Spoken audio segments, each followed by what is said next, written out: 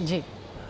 देखिए, सबसे बड़ी बात है कि कल की जो जेपी नड्डा की बैठक, प्रधानमंत्री की जो बैठक थी, उसका एजेंडा तो बहुत स्पष्ट था कि वो अगले 100 दिन का कार्यक्रम, वो पहली बैठक नहीं थी, वो पहली चुनाव जब मतदान चल रहा था उस दौरान भी वो बैठ के ले रहे थे और वो इंटरव्यूज़ में कह रहे थे कि अगले 100 दिन का प्लान मेरा तैयार है, मैं उसके लिए उसको एग्जीक्यूट करने का काम कर रहा हूँ और ये काम साथ साथ चल रहा है। तो कल का तो उस तरीके का था, बाकी राजनीतिक बातचीत तो सामान्य बात है और उसके विजुअल भी हमने देखे थे कि उसमें कोई राजनेता नहीं था, अधिकारी ज्यादा थे, तो निश्चित रूप से हम समझ सकते हैं कि वो एग्जीक्यूट करने के लिए मंथन वो 100 दिन के कार्यक्रम के संबंध में थी। बिल्कुल, लेकिन ऋषि मिश्रा जी, मैं आपसे भी समझना चाहूंगी क्योंकि आप भी कई इलाकों में घूमे चुनाव के दौरान। आप मुझे ये बताइए कि जो एग्जिट पोल दिखा रहे हैं कि 2019 से भी आंकड़ा पार कर सकती है, क्या आपको जमीन पर इस तरह का आपने गेस किया था कि ऐसा भी हो सकता है? नहीं, जमीन पे देखिए, मैंने शुरू में ही कहा मोदी जी के प्रति नाराज़गी नहीं है, लेकिन सांसदों के प्रति नाराज़गी है।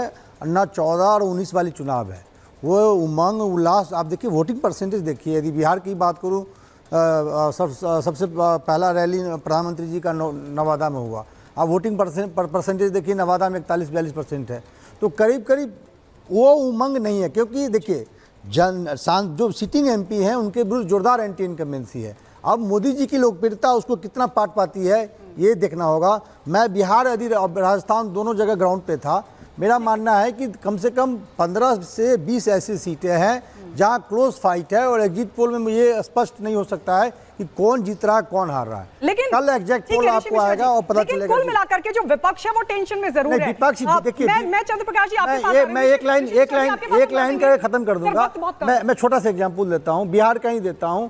अब कांग्रेस की रणनीति पर सवाल है कि जो व्यक्ति प्रदेश अध्यक्ष है वही राज्यसभा जाता है, वही उसी का बेटा महाराजगंज से चुनाव लड़ता है। छूट गई।